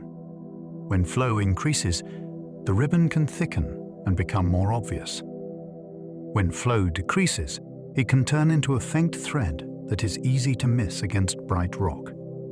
In dry months, wind may break the ribbon into drifting spray, which makes the fall seem to vanish and reappear as gusts change. Ribbon falls often feel like signatures on a cliff face, written by a small river that found a very dramatic route downward. Block falls keep a wide edge because the channel is broad. When a river approaches the lip as a wide sheet, the waterfall inherits that width. Instead of being funneled into one chute, the water spills across a broad front, creating a thick wall that can feel imposing even at moderate height. This kind of fall is often associated with rivers that have already gathered tributaries, so the flow arrives with confidence and momentum. The wide edge also makes the waterfall readable. You can see the line of the lip, the slight variations along it, and the way different parts of the sheet behave. One section may pour smoothly while another breaks into separate ropes where the rock is rougher. During high flow, block falls can feel especially powerful because there is so much water moving at once. Standing near one is like standing beside a moving building. The scale is not only vertical, it is horizontal too. Waterfalls can become wider as their lip erodes sideways. A waterfall does not always retreat only upstream.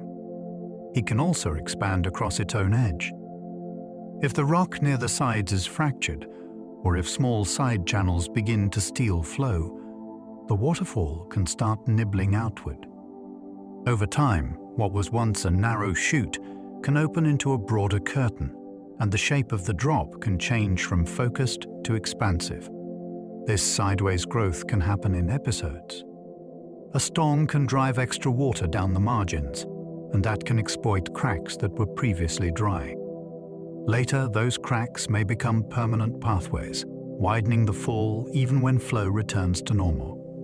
This is one reason old photographs can be fascinating. A waterfall you think you know may have changed its outline, not by moving far upstream, but by spreading across a larger section of cliff. The waterfall is editing its own frame, widening the stage it performs on. Some waterfalls split around islands, creating twin curtains of water. When a river carries an island right up to the brink, the waterfall becomes a pair. The main current divides, flows around the land, then drops in two separate sheets, sometimes with a strip of rock and trees standing between them like a divider. The two curtains can feel like siblings with different personalities. One side may be deeper and smoother, while the other is rougher and more broken, depending on which channel carries more water. The space between them can create a dramatic viewpoint, since you can look from one drop to the other and feel the river's decision made visible. These twin falls also show how rivers distribute energy. If the island shifts over time, or if one channel gradually captures more flow, the balance between the curtains can change. A paired waterfall is a reminder that a river is rarely a single line. It is a living network that can split, rejoin, and split again. Multi-tier falls reveal multiple resistant layers in the rock. A tiered waterfall is a vertical journey with chapters. Water drops, lands on a ledge, gathers itself, then drops again. Those ledges often exist because certain layers resist erosion better than the layers between them, so the river pauses on each tough bench before continuing downward. For a listener, the most striking part is how the scene changes from tier to tier. The upper drop might be thin and fast, while the lower drop becomes broader and louder because more side streams have joined. Pools on intermediate ledges can look calm compared with the plunges above and below, almost like the waterfall is taking breaths. Tiered falls also create natural viewpoints. Each level offers a different angle and a different sound, which is why some famous trail systems are built around them. You are not only watching water descend, you are following a river through a sequence of geological thresholds, each one shaping the flow in its own way. A waterfall can be a staircase built by geology itself. Sometimes the landscape provides a set of steps so clear that it looks designed. A river may cross alternating bands of hard and less hard rock, or it may descend along a series of faults and joints that create repeated drops. Instead of one dramatic leap, the water takes the height in segments, with each segment forming its own mini fall and basin. What makes this fascinating is the sense of structure. The steps can be evenly spaced, or they can cluster into groups, which hints at how the rock was formed and fractured. These natural staircases are also a lesson in patience. A river does not need one grand cliff to lose altitude. It can do it through many smaller moments, each one shaped by stone and time. When you stand beside such a cascade system, you are looking at a collaboration. The bedrock laid out the stairs. The river discovered them and made them sing. Waterfalls can create negative ions, though health claims are overhyped. Near crashing water, molecules collide, droplets shatter, and electrical charges can separate in the turbulence. That process can increase the number of negatively charged ions in the air close to the spray. Some people describe the air as feeling crisp or energizing, and that part is understandable because the environment is cool, damp, and full of moving air. The leap from that sensation to big medical promises is where things get shaky. Research does not support sweeping claims that negative ions cure diseases or replace treatment.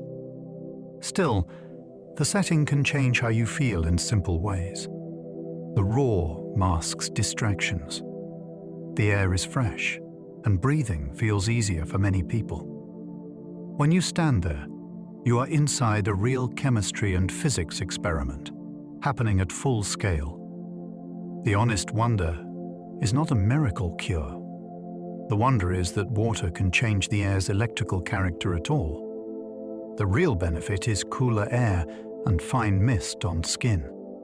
When water explodes into droplets, evaporation begins immediately, and evaporation pulls heat from the surrounding air. That is why the space beside a waterfall can feel like stepping into shade, even under a bright sun. The mist also settles on your skin in a way that feels instantly refreshing, like a natural air conditioner that never needs a switch. This effect can be strongest in narrow gorges where airflow is guided along the river, keeping the spray circulating instead of drifting away. You might notice your breathing slow, not from any magic in the air, but from comfort. Your body is responding to temperature, humidity, and a steady rhythm of sound. Even nearby stones can feel cooler because spray keeps them damp, and damp surfaces shed heat faster. For a listener, it is a beautiful, practical truth.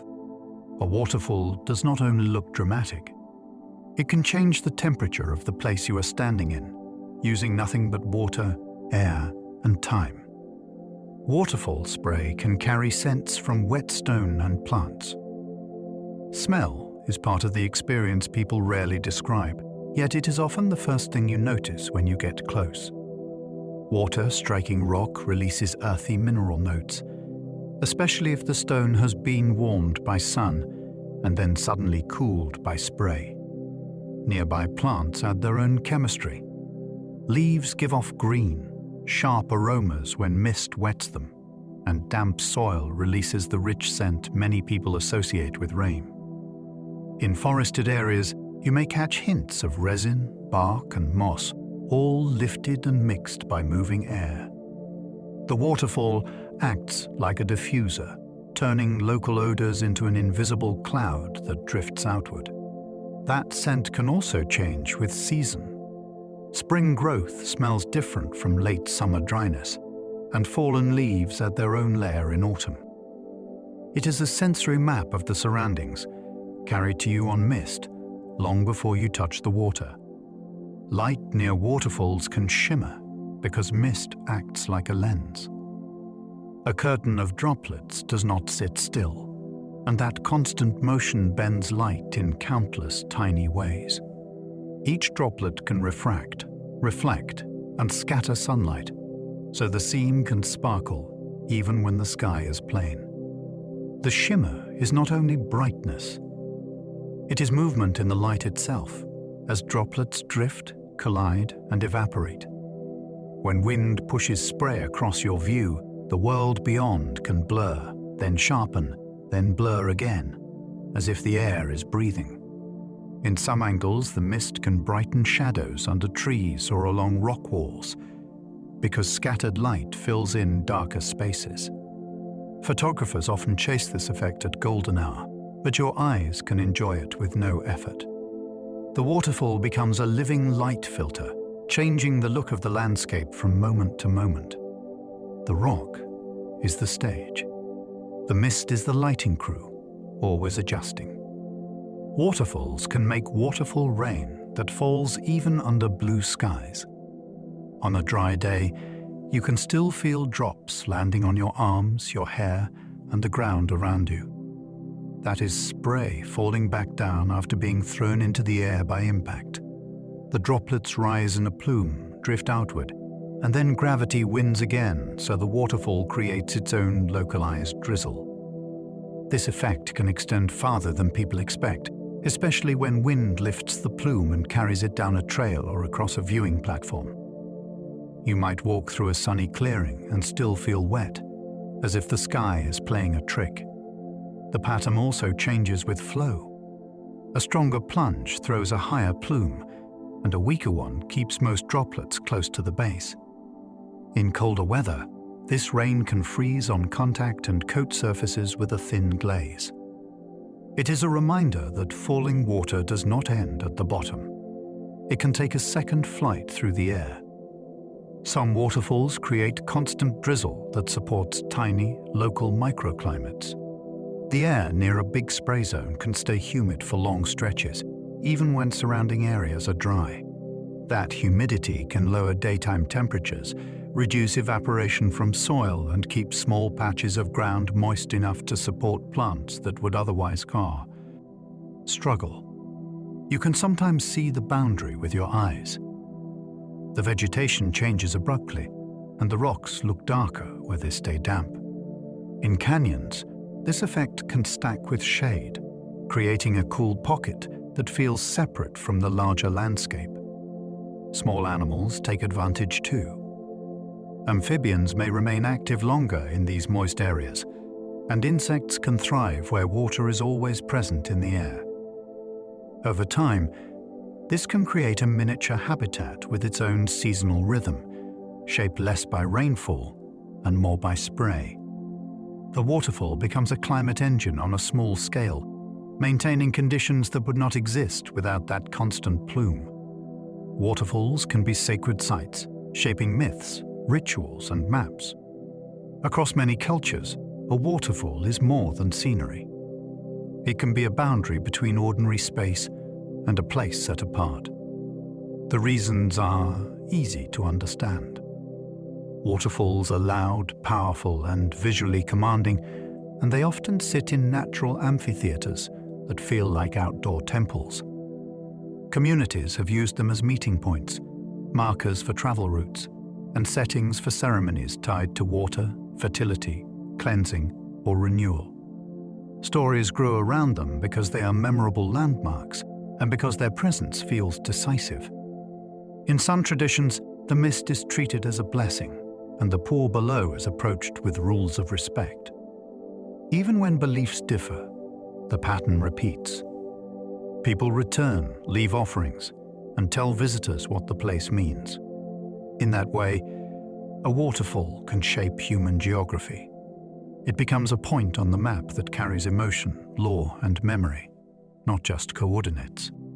Many early mills used waterfall energy before modern electricity existed. Long before power lines, people looked at falling water and saw reliable work waiting to be borrowed.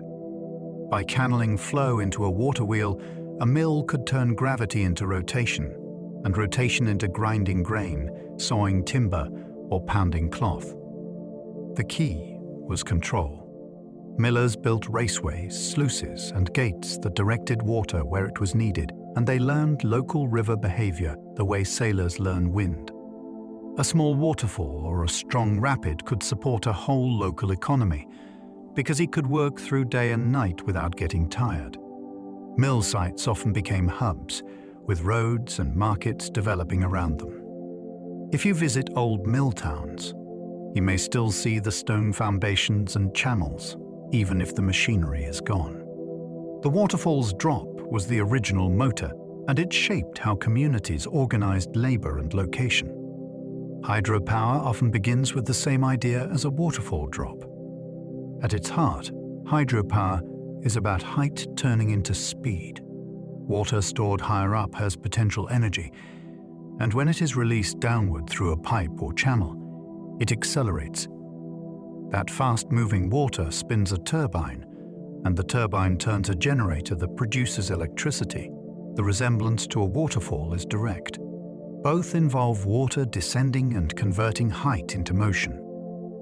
The difference is that a power system tries to capture as much of that energy as possible, while a natural fall releases it into spray, sound, and turbulence. Engineers choose sites where there is dependable flow and a useful change in elevation. Then they build structures to guide water along a controlled path.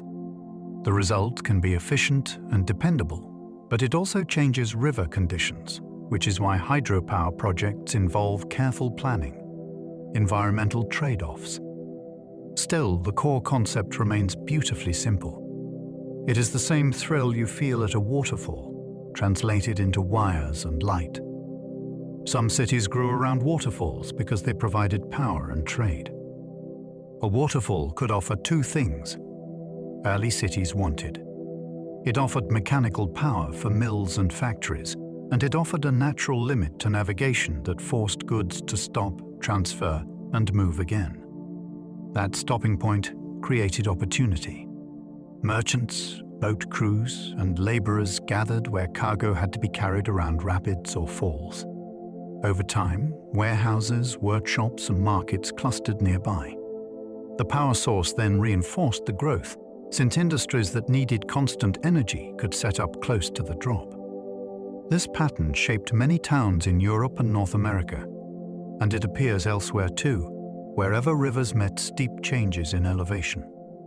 Even when technology changed, the urban footprint often remained. Old industrial buildings may be converted into museums, apartments, or public spaces, while the waterfall continues doing what it always did.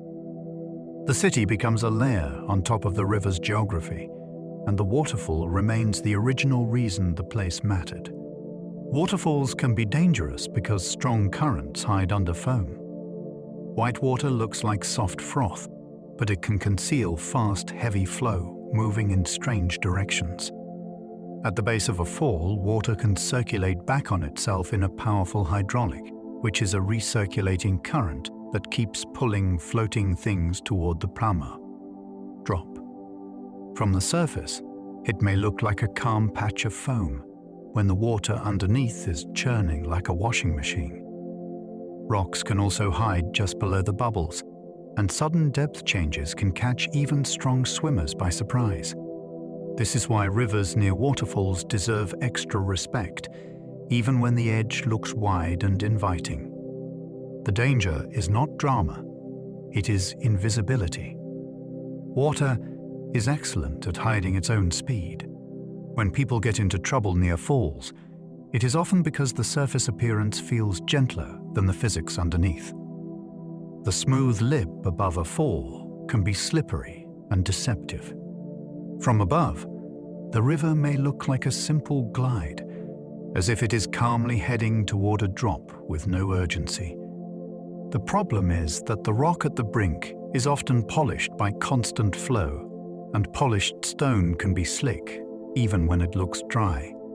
Thin films of water can spread wider than you think, and algae can create a surface that feels like wet glass. Currents near the lip can also accelerate, so a slow-looking river can suddenly tug harder as it approaches the edge. The dangerous part is how ordinary it can seem. There is rarely a warning sound until you are close, and the river surface can appear smooth right up to the moment it disappears. Safe viewpoints exist for a reason, and barriers are not there to spoil the view. They are there because the last few steps toward a waterfall are often the least forgiving. Waterfalls can trap air in caves, creating booming waterfall drums. Behind some waterfalls, recesses and caves form spaces where air can be pushed and pulled by the water's motion. Each impact at the base can compress air, and the next surge can release it, which sets up a repeating pulse. In the right shape of cavity, those pulses can resonate, turning the space into a natural drum. The sound can feel deeper than the waterfall itself, like an extra voice added from inside the rock. People sometimes notice it as a rhythmic booming that comes and goes as flow changes, or as a hollow thump that seems to travel through the cliff. The effect depends on the cave's size, its openings, and how the spray and surge interact with trapped air.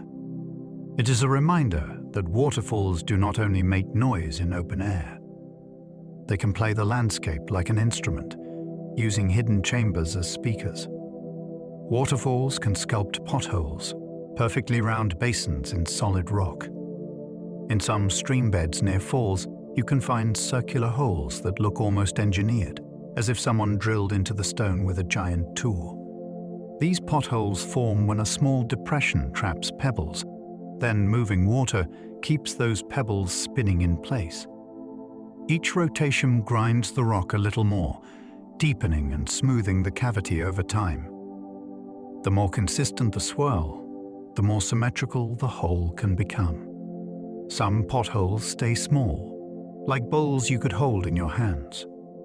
Others grow large enough to step into, with smooth walls that show where the stone has been polished by countless turns. They often appear in clusters, which hints at how water once flowed across the rock surface in multiple spinning pockets. A pothole is a quiet signature of persistence. It shows how repeated motion can carve shapes that look deliberate, even when the only sculptor is water and a few trapped stones. A waterfall can expose a fault line where rocks have shifted. Faults are cracks in Earth's crust where blocks of rock have moved relative to each other. Rivers pay attention to faults because broken rock is easier to erode, and because fault movement can create steps in the landscape. When a river crosses a fault scarp, the change in elevation can become a waterfall, and erosion can then polish the fault zone into a clear, visible feature. In some places you can stand near a fall and see rock layers that no longer line up, offset like mismatched shelves. That offset is a clue that the ground has moved, sometimes many times, over long spans of time. The waterfall becomes a spotlight for tectonics. It brings noise and motion to a place that is otherwise silent, and it clears away soil that might hide the evidence. You are watching water reveal a story written by shifting crust, one exposed wall at a time. In Iceland, waterfalls often reveal lava layers stacked like pages. Iceland is built from repeated volcanic eruptions, and each eruption can lay down a new sheet of basalt. Over time, those sheets stack up, sometimes separated by ash layers or weathered horizons that mark pauses between eruptions. When a river cuts into this pile, A waterfall can form at a tougher ledge, and the cliff beside it becomes a cross-section of volcanic history. You can often see distinct bands, some darker and denser, others more fractured and crumbly. Cones may appear where lava cooled slowly, while rougher textures show where it cooled fast. The waterfall adds motion and sound to a wall that is otherwise still, making the layers easier to notice as your eyes track the drop. It is a rare kind of reading. Instead of words, you read flows. Instead of chapters, you read eruptions. The river is turning Iceland's volcanic past into a visible library. Yosemite Falls can dry nearly away by late summer. In early season, Yosemite Falls can feel like a constant presence, loud enough to hear from far across the valley. Later in the year, the same cliff can look almost quiet, with only a thin thread of water, or sometimes none that you can easily see. This happens because the flow depends heavily on snowmelt from the surrounding high country. As the snowpack shrinks and seasonal streams fade, less water reaches the top of the drop. The waterfall does not lose its cliff, it loses its supply. That change can surprise visitors who expect a permanent torrent, and it reveals an important truth. Many iconic waterfalls are seasonal performers. Their peak show is tied to winter accumulation and spring release, not to a constant spring or a large year-round river. In Yosemite, the valley remains grand either way, but the shift reminds you to think upstream, toward the snowfields that quietly decide the sound of summer. The horsetail fall firefall effect depends on rare sunset angles. On a few evenings each year, when the timing is perfect, sunlight can strike horsetail fall at a low angle and light the water in warm orange tones.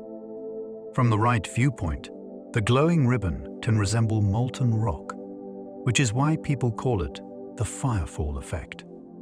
The key is alignment. The sun must be low enough, the sky must be clear enough, and the waterfall must have enough flow to catch the light. If the water is too thin, the glow is faint. If clouds block the sun, the moment disappears. This makes the event feel precious because it cannot be scheduled like a show. It is part astronomy, part weather, and part seasonal runoff, all cooperating for a brief window. What looks like magic is actually geometry and timing, and the rarity is the point. Nature is not changing the water into fire. It is briefly changing the light. Waterfalls once flowed on Mars, carved into ancient valley networks. Mars today is cold and dry at the surface, but the planet holds landforms that look strongly shaped by flowing water. Ancient channels and valley networks suggest that liquid water once moved across the landscape, cutting paths downhill in ways that resemble river systems on Earth. In some regions, there are steppe terrains and abrupt drops where water likely plunged, at least during episodes when conditions allowed runoff. The idea of Martian waterfalls is not about a single preserved curtain of water, but about the signatures they would leave behind, like scoured channels, plunges, like basins and eroded ledges. These features help scientists reconstruct a past Mars that may have had precipitation, snowmelt, or groundwater bursts feeding surface flow. Thinking about waterfalls on another planet does something wonderful to the mind. It takes a familiar Earth scene and places it in deep planetary history, where water once shaped red rock under a different sky. On Enceladus, icy geysers act like waterfalls into space. Enceladus is a small moon of Saturn, with an icy crust and a surprising secret beneath it. From cracks near its south pole, jets of water vapor and ice particles erupt outward, forming plumes that escape into space. In a poetic sense, they are waterfalls turned inside out.